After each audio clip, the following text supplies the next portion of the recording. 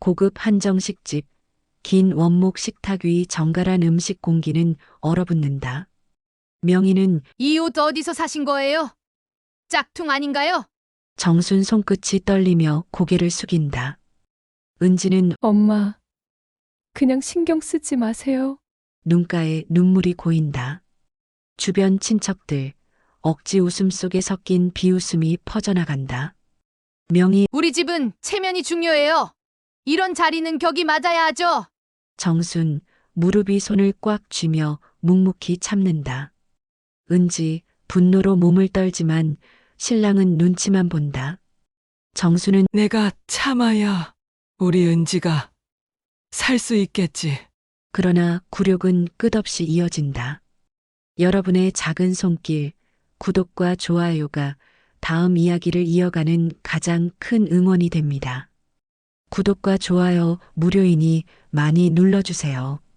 사연 시작합니다.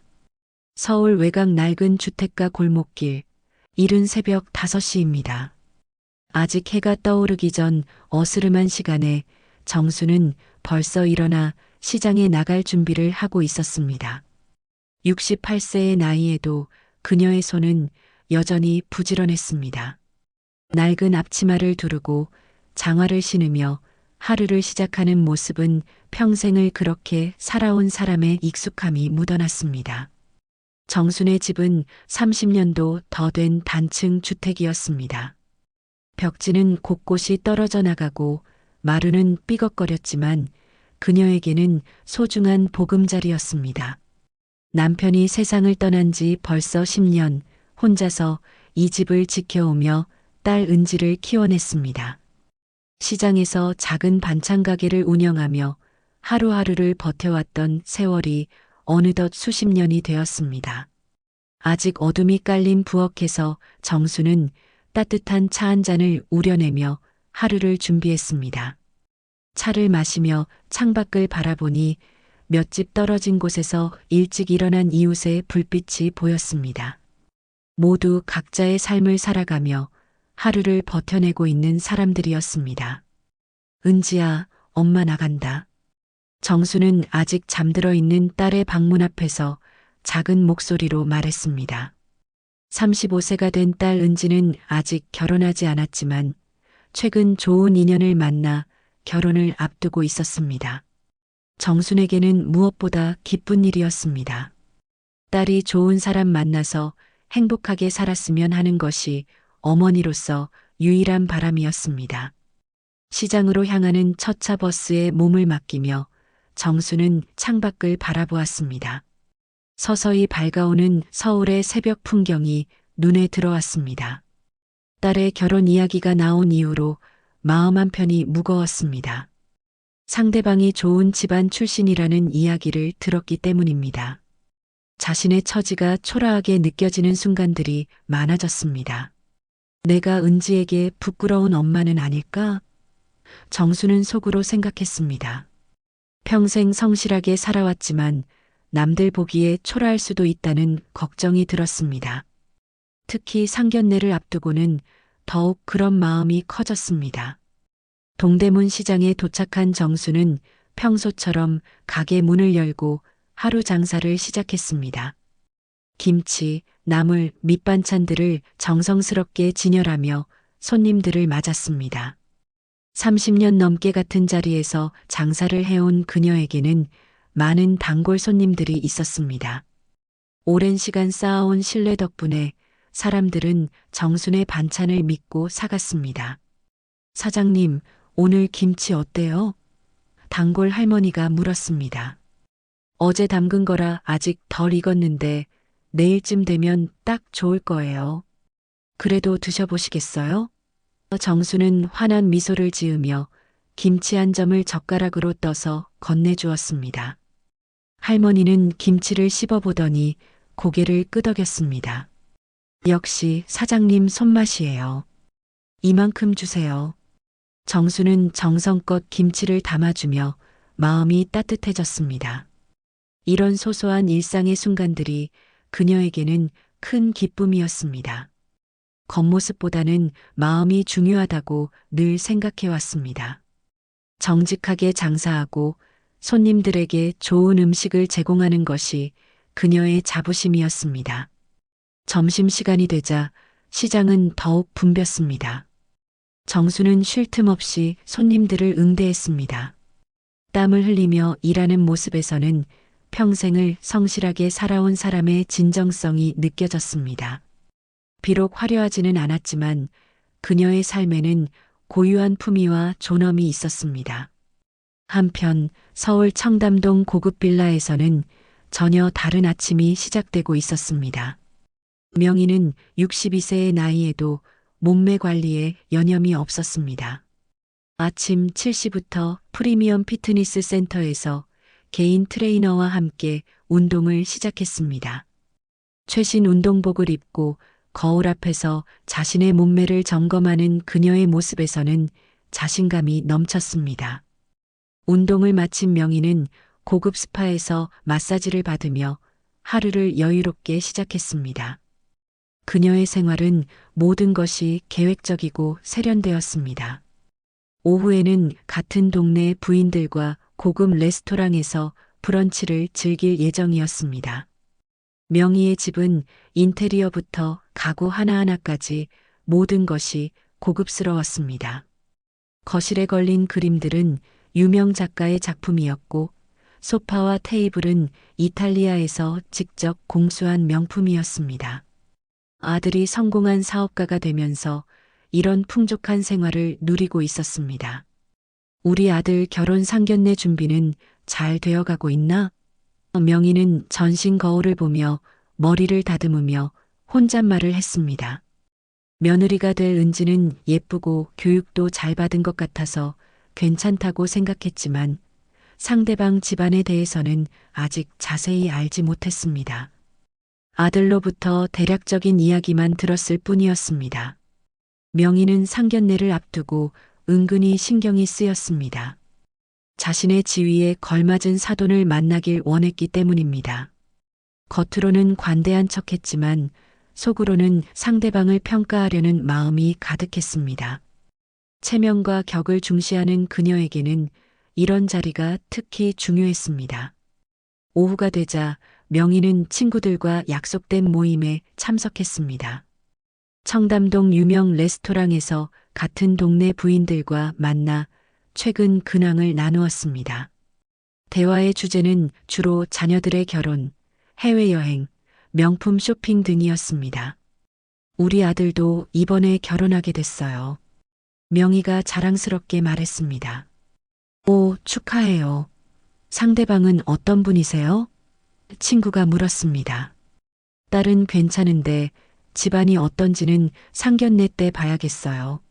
명희는 조심스럽게 대답했습니다. 친구들은 고개를 끄덕이며 이해한다는 표정을 지었습니다. 그들에게도 집안의 격은 중요한 문제였습니다. 두 어머니의 하루는 이렇게 전혀 다른 공간에서 전혀 다른 방식으로 흘러가고 있었습니다. 정수는 시장에서 성실하게 일하며 소박하지만 진실한 하루를 보냈고 명희는 청담동에서 화려하고 여유로운 시간을 즐겼습니다. 하지만 곧 그들은 상견례라는 자리에서 만나게 될 운명이었습니다. 해가 저물어갈 무렵 정수는 시장 일을 마치고 집으로 돌아가며 딸의 행복을 위해서라면 무엇이든 참을 수 있다고 다짐했습니다. 비록 자신이 초라해 보일지라도 딸만 행복하면 그것으로 충분하다고 생각했습니다. 하지만 앞으로 펼쳐질 일들의 무게를 아직 알지 못했습니다. 상견례 당일 정수는 평소보다 2시간 일찍 일어났습니다.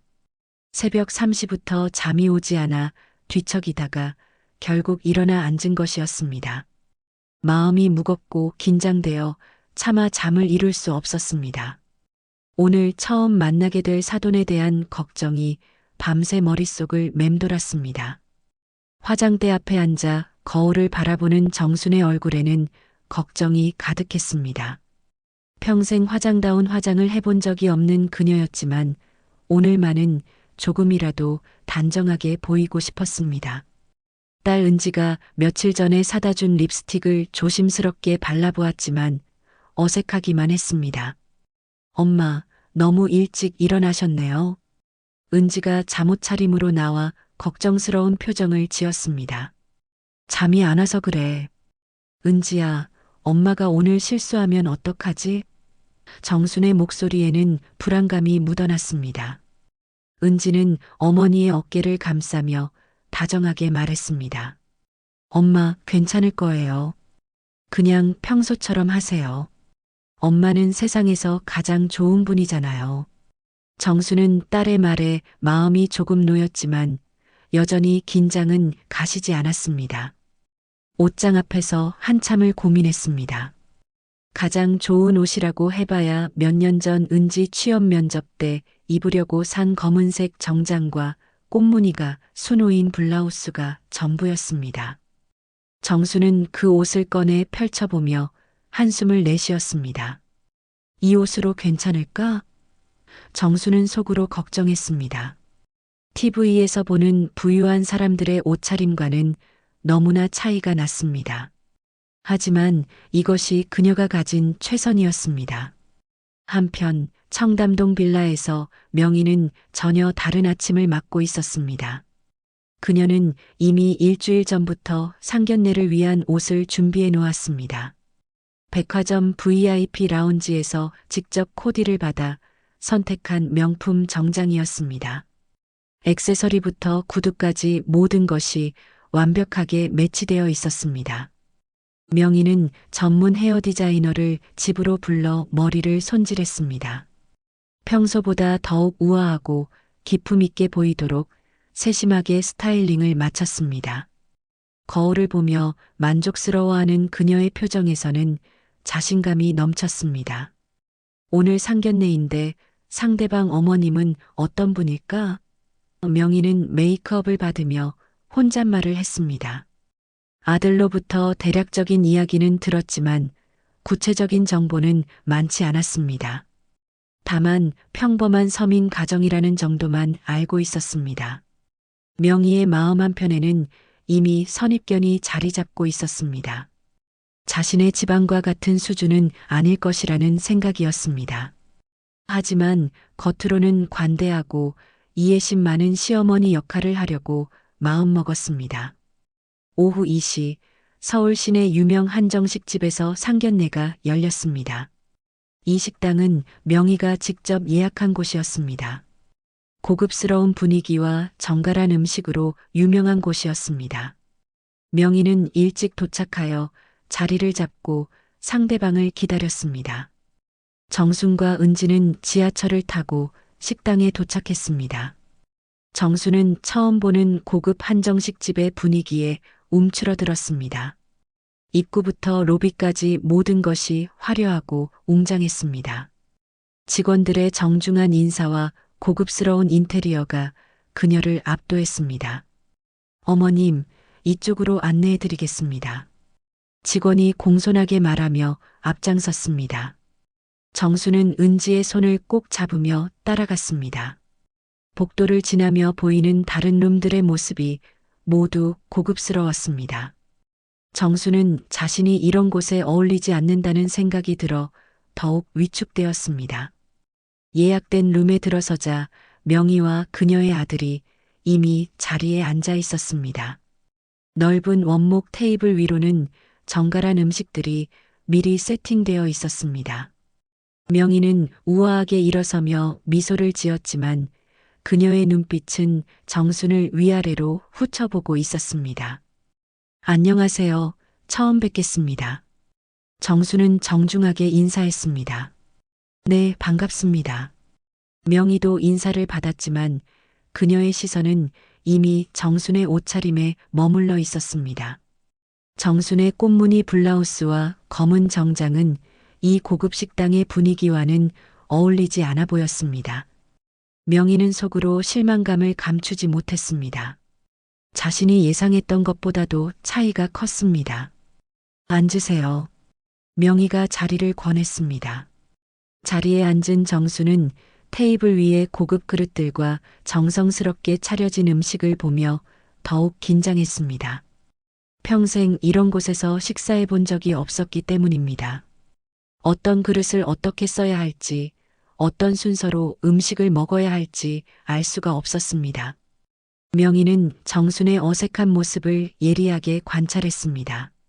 젓가락 사용법부터 앉는 자세까지 모든 것이 자신의 기준에는 미치지 못했습니다. 겉으로는 친절한 미소를 유지했지만 속으로는 점점 불만이 쌓여갔습니다. 어머님은 평소에 어떤 일을 하고 계세요? 명희가 공손한 말투로 물었습니다. 시장에서 작은 반찬 가게를 하고 있습니다. 정순이 솔직하게 대답했습니다. 명희의 표정이 미묘하게 변했습니다. 시장 장사라는 말이 그녀에게는 다소 격이 떨어진다고 느껴졌습니다. 하지만 아직은 직접적으로 내색하지 않았습니다. 아, 그러시군요. 정말 고생 많으셨겠어요. 명희의 말에는 동정의 뉘앙스가 섞여 있었습니다. 정수는 그 말투에서 무언가 불편함을 느꼈습니다. 마치 자신을 불쌍하게 여기는 듯한 시선이었습니다. 하지만 딸의 행복을 위해 참기로 했습니다. 식사가 시작되었지만 분위기는 어색했습니다. 명희는 계속해서 정순을 관찰했고 정순은 그 시선을 의식하느라 제대로 식사를 할 수도 없었습니다. 은지는 두 어머니 사이에 미묘한 긴장감을 느끼며 불안해했습니다. 명희의 마음속에서는 이미 불만이 자라고 있었습니다. 자신이 원했던 수준의 사도는 아니라는 판단이 서고 있었습니다. 이제 본격적인 갈등의 씨앗이 뿌려진 것이었습니다. 식사가 본격적으로 시작되자 명희는 대화를 주도하기 시작했습니다. 처음에는 무난한 날씨 이야기부터 시작했지만 점차 탐색전의 성격을 띄어갔습니다. 그녀의 질문들은 겉으로는 관심을 표현하는 것 같았지만 실제로는 상대방의 수준을 가늠해 보려는 의도가 숨어 있었습니다. 어머님, 은지 양이 정말 예쁘게 자랐네요. 어디서 교육받으셨어요? 명희가 우아한 미소를 지으며 물었습니다. 은지는 동네 대학교를 나왔습니다. 특별할 것은 없지만 성실하게 자란 아이입니다. 정순이 겸손하게 대답했습니다. 명희는 속으로 동네 대학교라는 표현에 실망했습니다. 자신의 아들은 서울 명문대학을 졸업했는데 며느리의 학벌이 아쉽다고 생각했습니다. 하지만 겉으로는 이해하는 척했습니다. 그래도 대학까지 보내셨으니 정말 대단하세요. 혼자서 키우시느라 고생 많으셨겠어요. 명희의 말에는 은근한 동정심이 섞여 있었습니다. 정수는 그 말투에서 미묘한 우월감을 느꼈습니다. 마치 자신을 불쌍하게 여기는 듯한 뉘앙스였습니다. 하지만 참고 넘어갔습니다. 어머님은 평소에 어떤 취미 생활을 즐기세요? 명희가 계속해서 질문했습니다. 정수는 잠시 당황했습니다. 취미라고 할 만한 것이 딱히 없었기 때문입니다. 평생 생계를 위해 바쁘게 살아와서 여가를 즐길 여유가 없었습니다. 특별한 취미는 없습니다. 시장 일이 바빠서요. 정순이 솔직하게 대답했습니다. 아, 그러시군요. 저는 골프도 치고 요가도 하고 독서 모임도 참석하거든요. 여유 있는 생활이 얼마나 소중한지 모르겠어요. 명희는 자신의 우아한 생활을 자랑하듯 말했습니다. 정수는 그 말을 들으며 자신이 초라하게 느껴졌습니다. 명희의 말 한마디 한마디가 자신과의 차이를 드러내는 것 같았습니다. 은지는 어머니의 표정을 살피며 마음이 아팠습니다. 그런데 어머님, 오늘 입고 오신 옷이 참 특이하네요. 명희가 정순의 꽃무늬 블라우스를 바라보며 말했습니다. 정순은 가슴이 철렁 내려앉았습니다. 자신이 가진 가장 좋은 옷을 입고 왔는데 그것조차 비판받는 상황이었습니다. 평소에 입던 옷 중에 가장 좋은 것을 입고 왔습니다. 정순이 조용히 대답했습니다. 아, 그러세요? 요즘은 백화점에 가시면 정말 좋은 옷들이 많은데, 물론 가격이 좀 비싸긴 하지만요. 명희는 은근히 정순의 경제적 상황을 언급했습니다. 정순의 얼굴이 붉어졌습니다. 자신이 가난하다는 것을 돌려서 말하는 것 같았습니다. 하지만 화를 낼 수도 없는 상황이었습니다. 엄마. 은지가 걱정스럽게 어머니를 불렀습니다. 괜찮다. 정수는 딸을 안심시키려고 작은 소리로 말했습니다. 명희는 점점 대담해졌습니다. 상대방이 자신보다 훨씬 격이 낮다는 확신이 서자 더 이상 예의를 지킬 필요가 없다고 생각했습니다. 어머님, 혹시 청담동 같은 곳은 처음 와보시죠? 명희가 도발적으로 물었습니다. 네, 처음입니다. 정순이 솔직하게 대답했습니다. 아, 그럴 줄 알았어요. 이런 동네는 아무나 올 수 있는 곳이 아니거든요.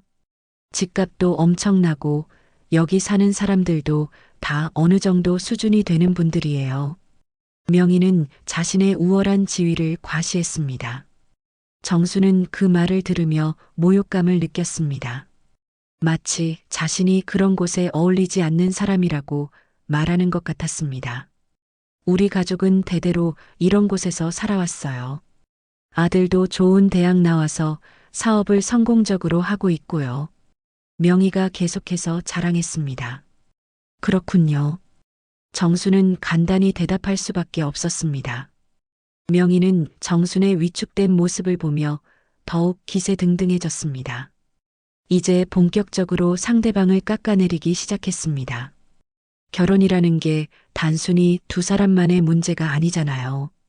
집안과 집안이 만나는 거니까 어느 정도 균형이 맞아야 하는데 명희는 의미심장하게 말을 흘렸습니다. 정수는 그 말의 의미를 정확히 알아들었습니다. 자신의 집안이 명희의 집안과 격이 맞지 않는다는 뜻이었습니다. 가슴이 답답해지고 숨이 막혔습니다. 저희도 나름대로 성실하게 살아왔습니다. 정순이 조심스럽게 대답했습니다. 물론이죠. 성실한 것과 수준이 맞는 것은 또 다른 문제잖아요. 명희는 냉소적으로 웃었습니다. 은지는 더 이상 참을 수 없었습니다. 어머니가 이렇게 모욕당하는 것을 보고 있을 수 없었습니다. 어머니, 우리 어머님을 너무 무시하시는 거 아닌가요? 은지가 떨리는 목소리로 말했습니다. 무시하는 게 아니에요. 현실을 이야기하는 거죠. 결혼은 신중해야 하는 거니까요. 명희는 태연하게 대답했습니다. 정수는 딸이 자신 때문에 곤란한 상황에 처하는 것을 보며 마음이 아팠습니다. 자신이 딸의 행복에 걸림돌이 되는 것 같았습니다. 은지야, 괜찮다. 정순이 딸을 진정시키려고 했습니다. 하지만 명희의 공격은 더욱 거세졌습니다. 그녀는 이제 정순을 완전히 굴복시키려고 했습니다. 어머님, 솔직히 말씀드려도 될까요? 이 결혼에 대해서 다시 한번 생각해 보시는 게 어떨까요? 명희가 직접적으로 말했습니다. 그 순간 정순의 마음속에서는 분노와 굴욕감이 치솟았습니다. 하지만 딸의 행복을 생각하며 꾹 참았습니다. 주먹이 무릎 위에서 꽉 쥐어져 있었지만 겉으로는 침묵을 지켰습니다. 식당 안의 분위기는 이제 완전히 얼어붙었습니다. 명희의 노골적인 무시와 정순의 참음 사이에서 긴장감이 극도로 고조되었습니다. 명희의 도발은 점점 더 노골적이 되어갔습니다. 정순이 아무런 반박도 하지 않자 그녀는 더욱 기세등등해졌습니다. 마치 사냥감을 완전히 제압한 사냥꾼처럼 여유롭게 공격을 이어나갔습니다. 어머님, 이 음식점도 처음 와보시죠? 여기는 예약하기도 어려운 곳이에요. 보통 사람들은 잘 모르는 곳이거든요. 명희가 우쭐대며 말했습니다. 정수는 고개만 끄덕였습니다. 사실 이런 고급 한정식집이 있다는 것조차 몰랐던 것이 사실이었습니다. 하지만 그런 자신이 부끄럽고 초라하게 느껴졌습니다. 저는 이런 곳에서 자주 모임을 가져요. 우리 동네 부인들과 함께 말이죠. 다들 어느 정도 수준이 되는 분들이라 대화도 잘 통하고요.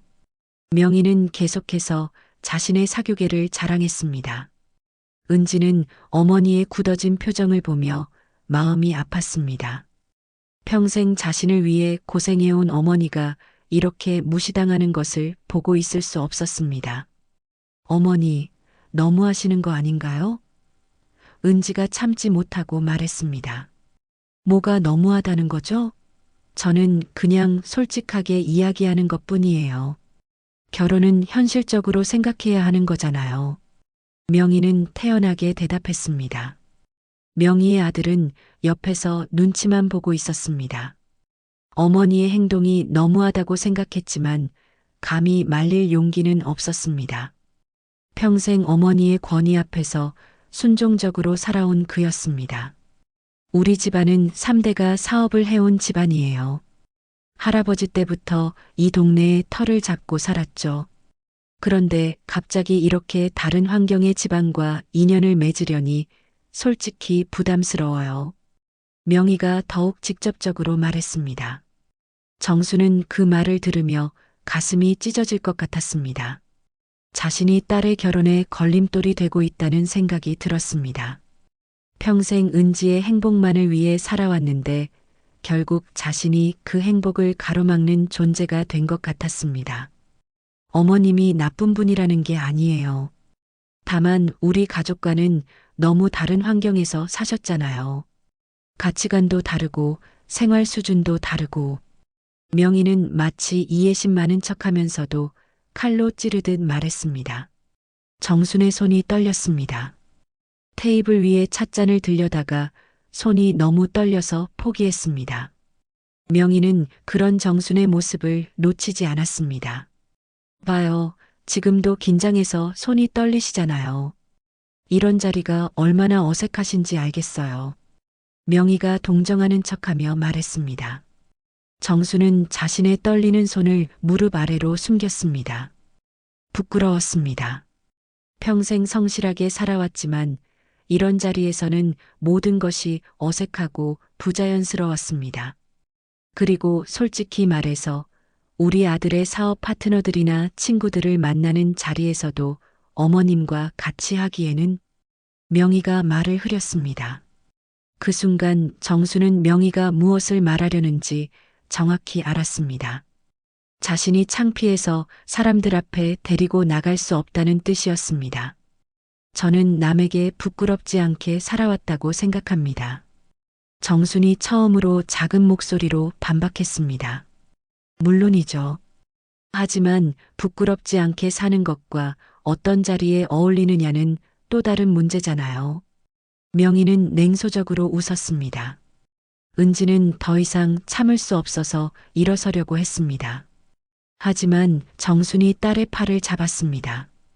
딸이 자신 때문에 싸우는 모습을 보고 싶지 않았습니다. 은지야, 앉아있어. 정순이 조용히 말했습니다.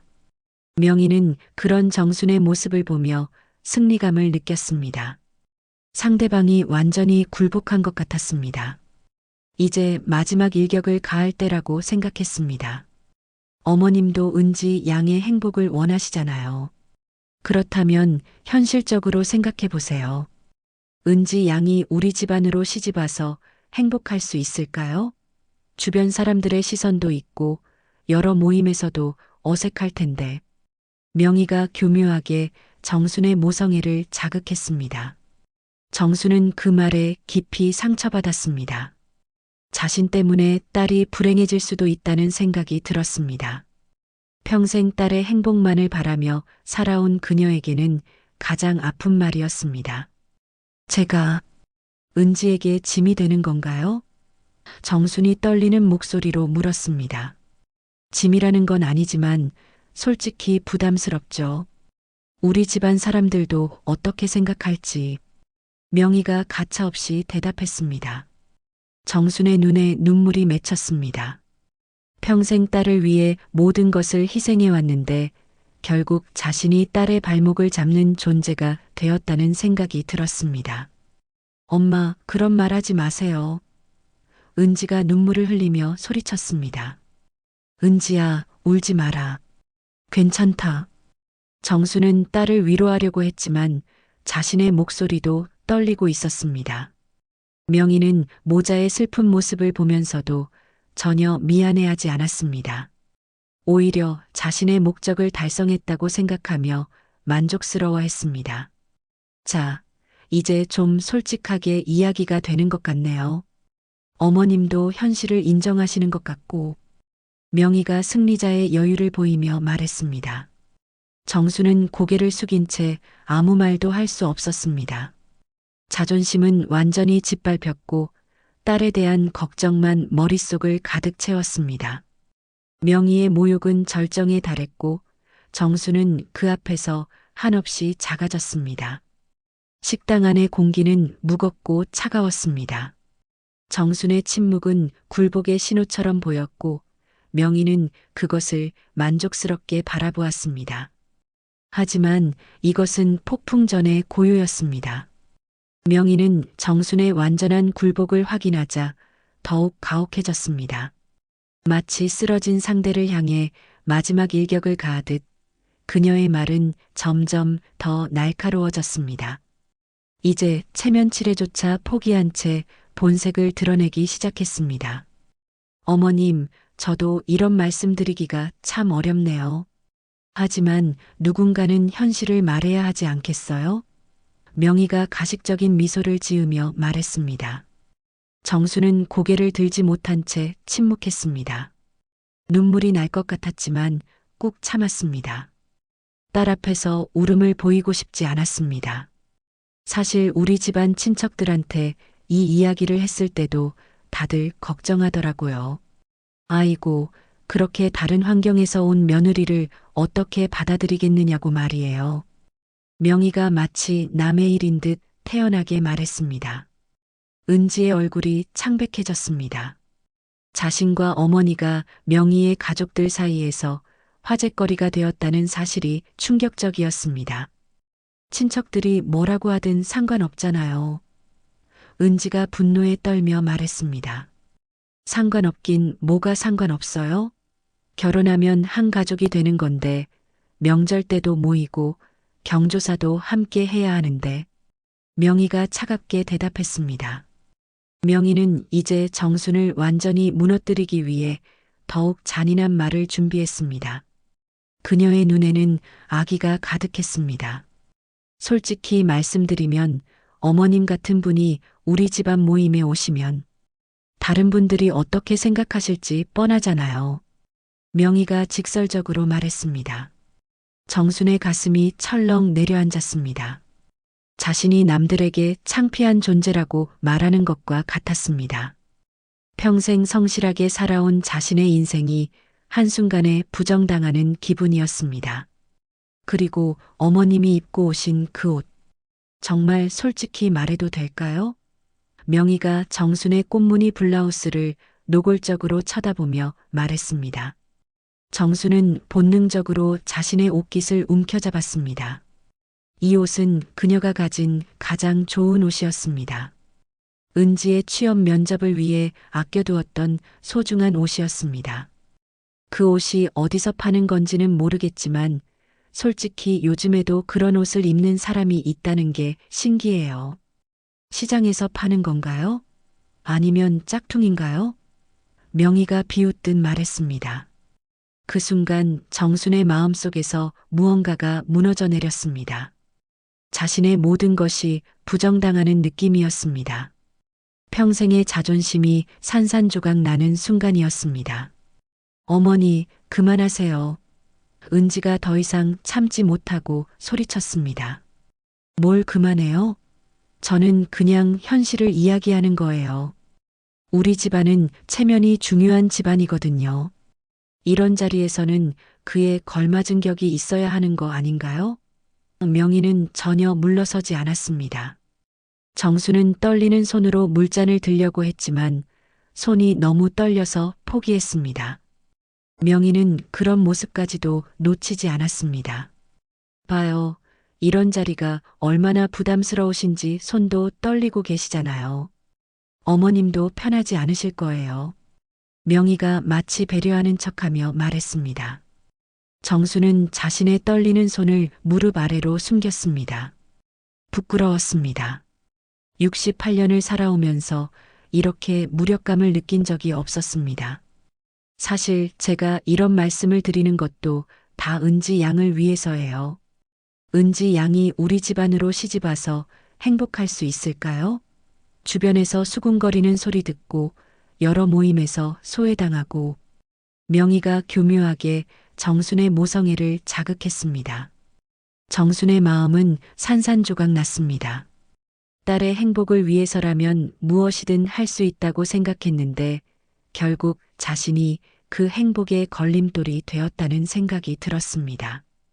제발, 제가 뭘 어떻게 해야 할까요? 정순이 처음으로 굴복하는 듯한 목소리를 냈습니다. 명희는 그 순간을 기다리고 있었습니다. 완전한 승리의 순간이었습니다. 어머님이 정말 은지 양을 사랑하신다면 이 결혼을 다시 한번 생각해 보세요. 은지 양에게는 더 나은 인연이 있을 거예요. 꼭 우리 집안이 아니더라도. 명희가 가차없이 말했습니다. 정수는 그 말을 듣고 완전히 절망했습니다. 결혼을 포기하라는 말이나 다름없었습니다. 평생 딸의 행복만을 바라며 살아온 그녀에게는 치명적인 일격이었습니다. 엄마, 은지가 눈물을 흘리며 어머니를 불렀습니다. 정수는 딸을 바라보며 마음이 찢어지는 듯 했습니다. 자신 때문에 딸이 이렇게 아파하는 것을 보니 더욱 괴로웠습니다. 우리 아들도 솔직히 부담스러워해요. 어머님 같은 시어머니를 두는 것에 대해서 말이에요. 명희가 마지막 독화살을 날렸습니다. 그 순간 정수는 자신의 존재 자체가 죄악인 것처럼 느껴졌습니다. 평생 성실하게 살아왔는데 결국 딸에게는 짐이 되고 남에게는 부끄러운 존재가 되었다는 생각이 들었습니다. 정순의 마음속 깊은 곳에서 무언가가 꺾이는 소리가 들렸습니다. 자존심도 자신감도 모든 것이 무너져 내렸습니다. 그녀는 완전히 굴복한 것처럼 보였습니다. 명희는 승리의 미소를 지으며 정순의 절망적인 모습을 바라보았습니다. 드디어 원하는 바를 달성한 것 같았습니다. 하지만 그녀는 자신이 너무 멀리 갔다는 것을 아직 깨닫지 못했습니다. 식당 안의 분위기는 얼음장처럼 차가웠습니다. 정순의 깊은 절망과 은지의 분노, 그리고 명희의 잔혹한 승리감이 공기 중에 맴돌았습니다. 정순은 고개를 숙인 채 깊은 절망에 빠져 있었습니다. 명희의 잔혹한 말들이 마음속 깊이 박혀서 빠져나오지 않았습니다. 자신이 딸의 행복을 가로막는 존재라는 생각이 머릿속을 지배했습니다. 평생 은지만을 위해 살아왔는데 결국 자신이 가장 큰 걸림돌이 된 것 같았습니다. 명희는 정순의 완전한 굴복을 확인하고 만족스러워했습니다. 이제 마지막 단계만 남았다고 생각했습니다. 상대방이 스스로 물러나도록 하는 것이었습니다. 어머님, 제 말이 좀 직설적이었나요? 하지만 누군가는 현실적인 이야기를 해야 하잖아요. 명희가 가짜 미안함을 표현하며 말했습니다. 정수는 대답하지 않았습니다. 목소리가 나오지 않았습니다. 가슴 깊은 곳에서 올라오는 서러움과 분노가 목을 막고 있었습니다.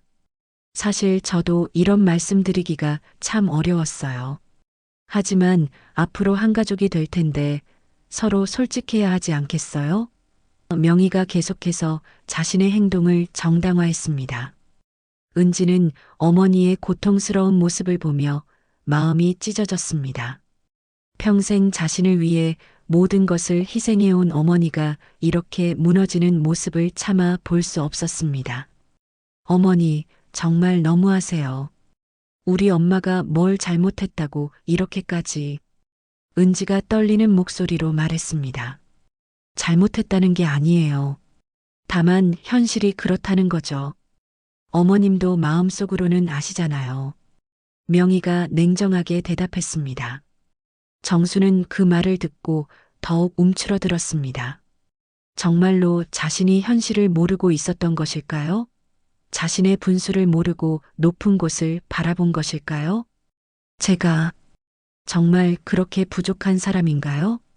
정순이 간신히 목소리를 짜내며 물었습니다. 명희는 그 질문을 기다리고 있었습니다. 이제 정순을 완전히 꺾을 수 있는 기회였습니다. 부족하다기보다는 다른 세계에서 사신 거죠. 어머님만의 세계가 있으시고 저희도 저희만의 세계가 있고 그 두 세계가 만나기에는 너무 차이가 크다는 거예요. 명희가 교묘하게 말했습니다. 정수는 그 말을 들으며 자신이 정말로 다른 세계의 사람인 것처럼 느껴졌습니다. 평생 성실하게 살아왔지만 그것만으로는 부족했던 것일까요? 그리고 솔직히 말해서 은지 양도 우리 집안에 시집와서 적응하기 힘들 거예요.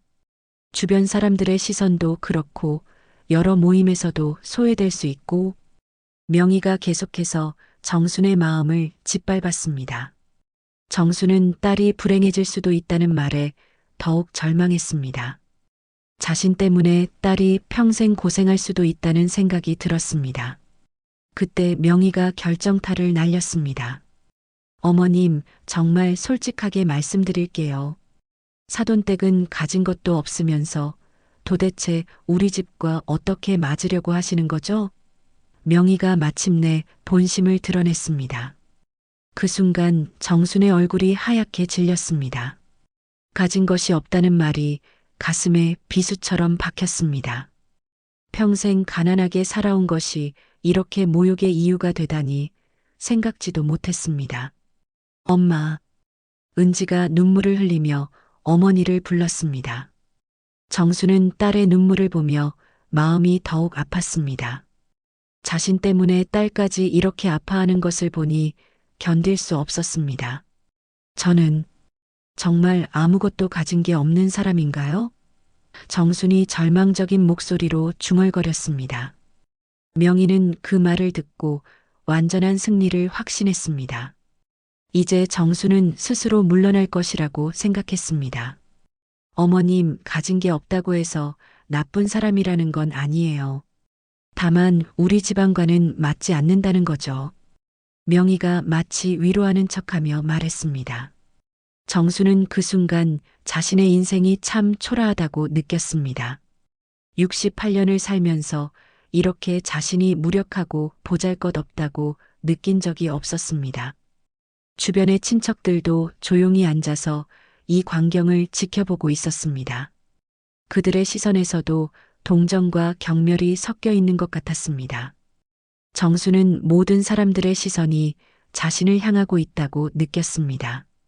명희의 아들조차 고개를 떨구고 있었습니다.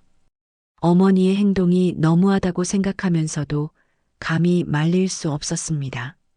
평생 어머니의 권위에 눌려 살아온 그는 이런 상황에서도 침묵할 수밖에 없었습니다. 이제 좀 현실적으로 생각해 보세요. 어머님도 은지 양의 행복을 원하시잖아요. 명희가 마지막으로 정순을 압박했습니다. 정순은 그 말을 듣고 완전히 무너졌습니다. 자신이 딸의 행복을 위해서는 물러나야 한다는 생각이 들었습니다. 평생 딸만을 위해 살아왔는데 결국 딸을 위해서는 자신이 사라져야 한다는 결론에 도달했습니다. 제가 물러나면 될까요?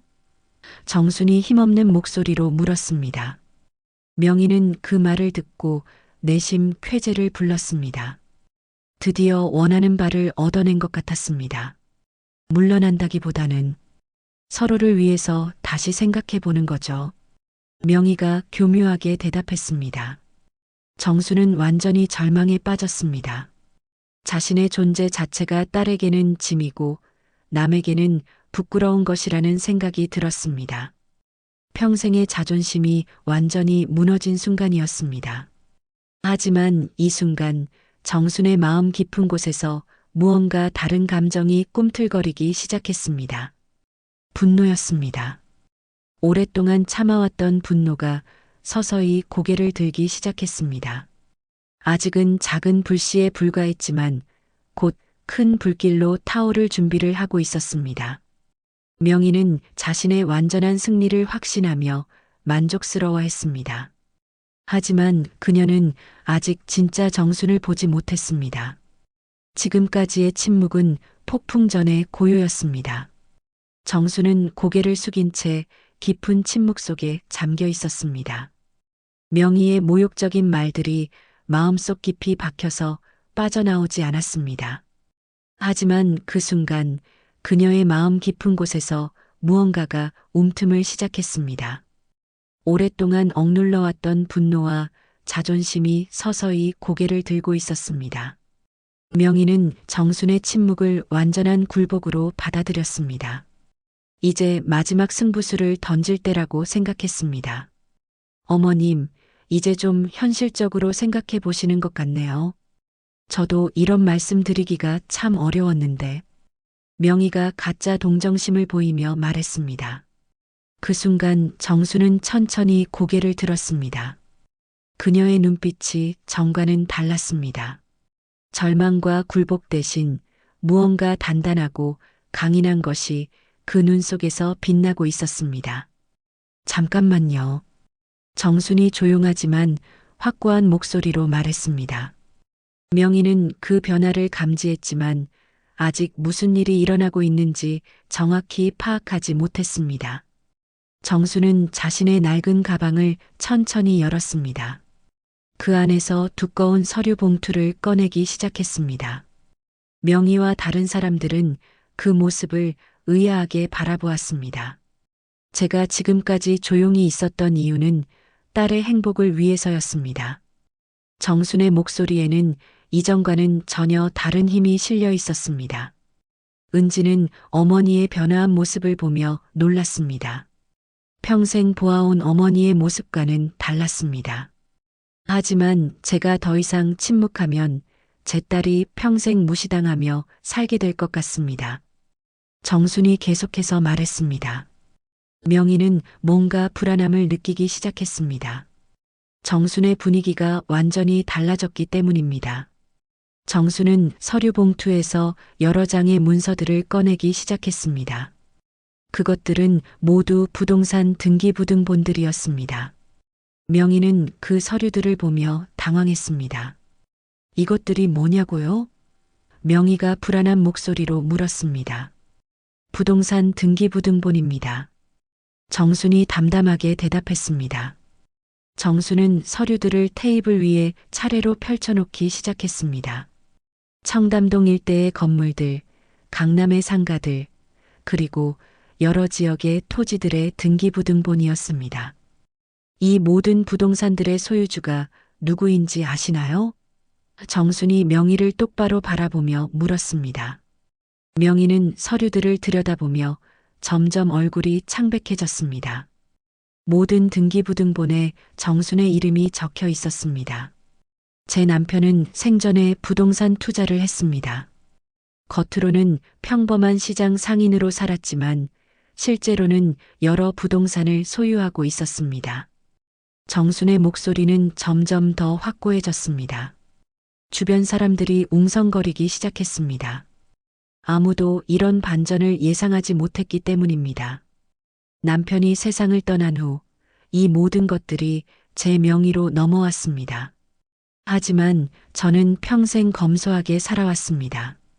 돈이 사람을 만드는 것이 아니라 사람이 돈을 만드는 것이라고 생각했기 때문입니다. 정순이 의미심장하게 말했습니다. 명희는 완전히 당황했습니다. 자신이 그토록 무시했던 정순이 사실은 자신보다도 훨씬 많은 재산을 가지고 있다는 사실을 받아들일 수 없었습니다.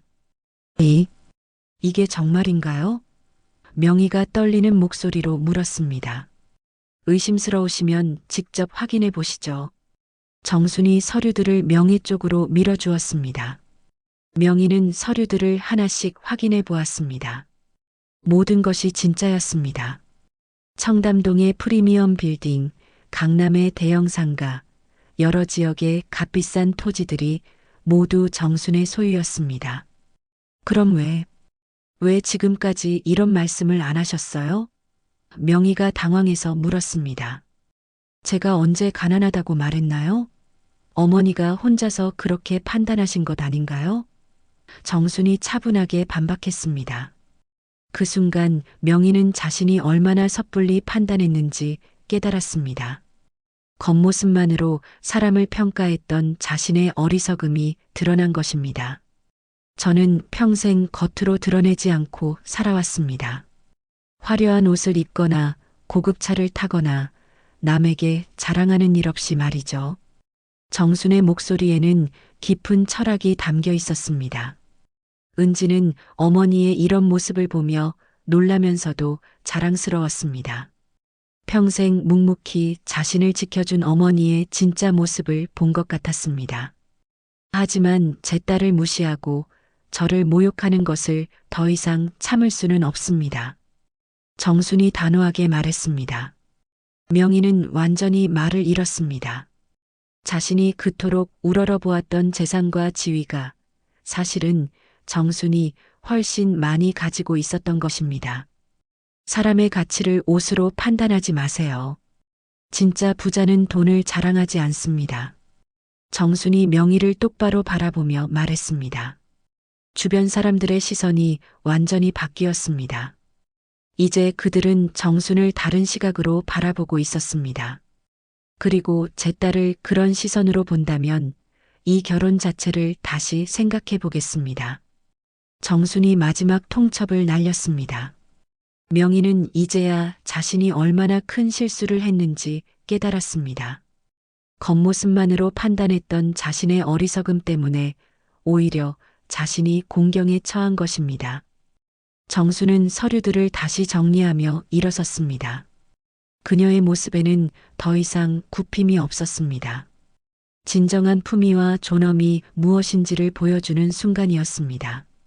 상견례 자리의 분위기는 완전히 뒤바뀌었습니다. 이제 모든 권력 관계가 역전된 것입니다. 상견례 자리의 분위기는 완전히 뒤바뀌었습니다. 명희는 얼굴이 창백해진 채 말을 잇지 못했습니다. 자신이 그토록 무시했던 정순이 사실은 자신보다 훨씬 큰 부를 소유하고 있다는 사실이 충격적이었습니다. 그동안 자신이 얼마나 어리석은 판단을 했는지 뼈저리게 깨달았습니다. 어머님, 정말 죄송합니다. 제가 너무 성급하게 판단했나 봅니다.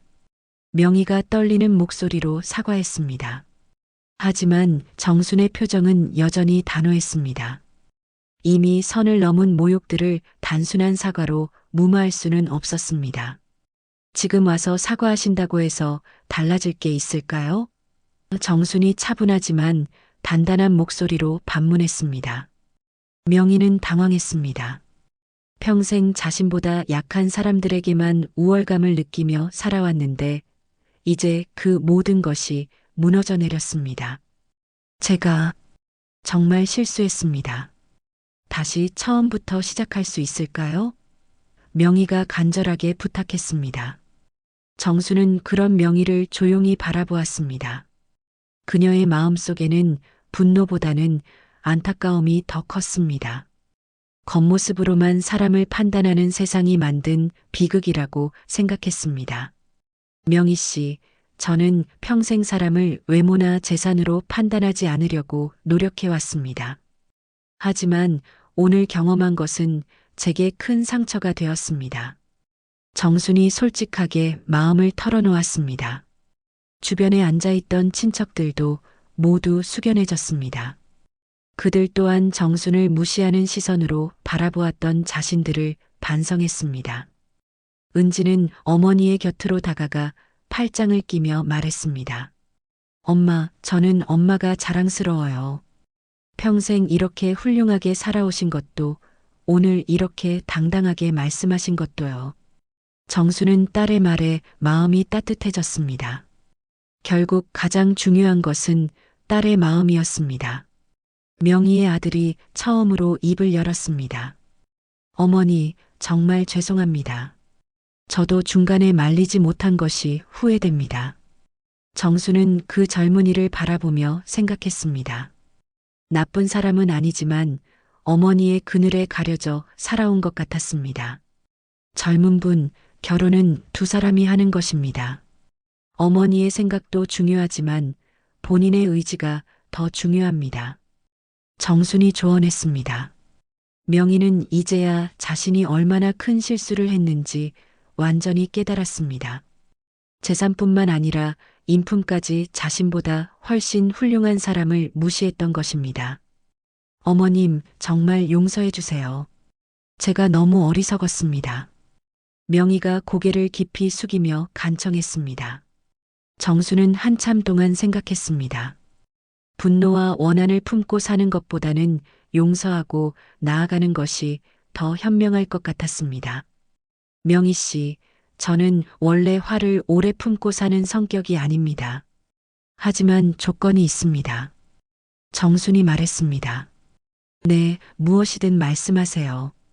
명희가 간절하게 대답했습니다. 앞으로는 사람을 겉모습으로 판단하지 마세요. 그리고 제 딸을 진짜 가족으로 받아들일 수 있는지 진지하게 생각해 보세요. 정순이 단호하게 말했습니다. 명희는 고개를 끄덕였습니다. 네, 꼭 그렇게 하겠습니다. 정말 죄송합니다. 정수는 서류들을 다시 가방에 넣으며 일어섰습니다. 저는 이제 집에 가보겠습니다. 오늘은 모두에게 힘든 시간이었을 것 같습니다. 어머니, 같이 가요. 은지가 어머니의 팔을 잡았습니다. 하지만 정수는 딸을 다정하게 바라보며 말했습니다. 은지야, 너는 여기 남아서 내 마음을 정리해봐. 결혼은 내가 결정할 일이야. 은지는 어머니의 깊은 뜻을 이해했습니다. 이제는 자신이 스스로 판단하고 결정해야 할 때였습니다. 정순이 식당을 나서자 남은 사람들 사이에는 깊은 침묵이 흘렀습니다. 모두가 오늘 일어난 일들을 되돌아보며 반성하고 있었습니다. 며칠 후 정수는 다시 시장에서 일상을 보내고 있었습니다. 평상시와 다름없이 반찬 가게에서 손님들을 맡고 있었습니다. 하지만 그녀의 마음가짐은 전과 달랐습니다. 더욱 당당하고 자신감이 넘쳤습니다. 사장님, 요즘 더 밝아 보이시네요. 단골 할머니가 말했습니다. 그런가요? 별일은 없는데. 정순이 환하게 웃었습니다.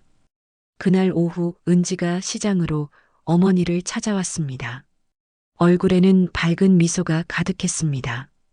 엄마, 저 결정했어요. 은지가 말했습니다. 뭘 결정했다는 거야? 정순이 궁금해했습니다. 결혼하기로 했어요. 하지만 조건이 있어요. 상대방 가족이 진심으로 우리를 받아들일 때까지는 혼례를 미루기로 했어요. 은지가 당당하게 말했습니다. 정수는 딸의 현명한 판단에 뿌듯해했습니다. 잘 생각한 것 같다. 그리고 엄마, 앞으로는 엄마를 창피해야 하는 사람과는 어울리지 않을 거예요. 엄마는 제가 가장 자랑스러워하는 분이거든요. 은지가 어머니를 꼭 안았습니다. 정수는 딸의 품에서 진정한 행복을 느꼈습니다. 재산도 지위도 중요하지만 결국 가장 소중한 것은 서로를 이해하고 사랑하는 마음이라는 것을 다시 한번 깨달았습니다. 해가 저물어가는 시장 골목을 걸으며 정수는 생각했습니다. 사람을 판단하는 것은 재산도 옷차림도 아니구나. 마음이 가장 중요한 거야. 내가 지켜야 할 것은 딸의 존엄과 내 삶의 자존심이었어. 그날 밤 정수는 오랜만에 편안한 잠에 들었습니다. 상견례에서의 굴욕은 치유의 순간으로 바뀌었고 그녀의 진실한 마음은 모든 사람들의 마음을 움직였습니다. 진정한 품이란 재산에서 나오는 것이 아니라 살아온 날들의 성실함과 타인을 배려하는 마음에서 나온다는 것을 모두가 깨달은 하루였습니다. 정순과 은지의 이야기는 이렇게 새로운 시작을 맞았습니다. 서로를 존중하고 이해하는 진정한 가족의 의미를 찾아가는 여정이 계속될 것입니다. 여러분의 따뜻한 구독과 좋아요가 또 다른 감동의 이야기를 만들어갑니다. 구독과 좋아요는 무료이니 많이 눌러주세요. 감사합니다.